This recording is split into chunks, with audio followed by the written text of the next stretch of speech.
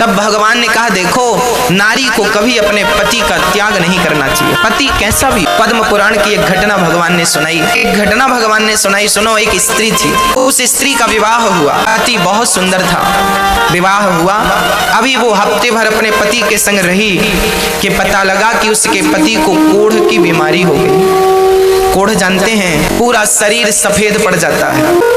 दो प्रकार का कोढ़ होता है, एक कोढ़ वो जो शरीर को सफेद कर देता है, एक कोढ़ वो होता है जो पूरे शरीर में चमड़ी को गला गला करके गिराता है और मावाद बन जाती है, पूरे शरीर में दुर्गंध निकलती है पूरे शरीर से। एक पत्नी थी, शादी के अभी केवल 1 सप्ताह हुए थे, लगी कि पति को कोढ़ की बीमारी है, पूरा शरीर अब कोढ़ की गिरफ्त में आने लगा है, पूरे शरीर से दुर्गंध निकलती है, मावाद बहने लगी। कोई देखे तो उसे घिना, शरीर उसके पति का हो गया।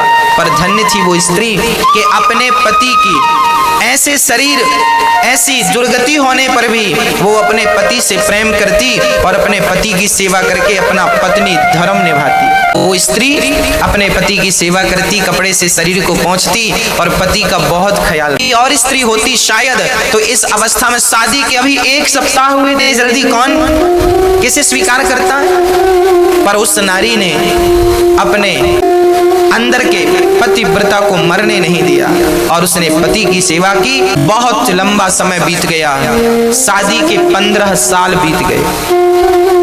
15 वर्ष बाद उसका पति बाहर बैठा, ठंडियों का समय था। वो नारी अपने मायके नहीं जाती, इसलिए कि मैं चली जाऊंगी तो इनकी सेवा कौन करेगा। ना तो भाई सेवा करता है, ना परिवार में कोई आगे बढ़ता है, पत्नी करे तो करे, नहीं तो वो मर जाने थी। वो नारी जो पति की सेवा करती। एक दिन पति सर्दियों के दिन बाहर आंगन पर बैठा था, तभी उस नगर की एक सुंदर वैश्या वहां से गुजरती है। राजा के घर नाचने जाती थी वैश्या। जब वो राजा के घर नाचने जाती तो उसी रास्ते से गुजरी। आज कोढ़ जिनको था, उस कोढ़ी ने उस स्त्री को देखा, आहा कितनी सुंदर, और उसकी सुंदरता पर लट्टू हो गया।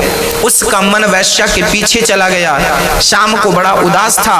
पत्नी ने कहा, स्वामी जी क्या हुआ। तब कह दिया, क्या बताऊं, आज यहाँ से वो स्त्री गई, उसके संग मेरा मन चला गया। बहुत बड़ी, देखो एक पति अपनी पत्नी से कह रहा, सुनना जरा, ये पद्म पुराण में लिखी घटना है, सच घटना है।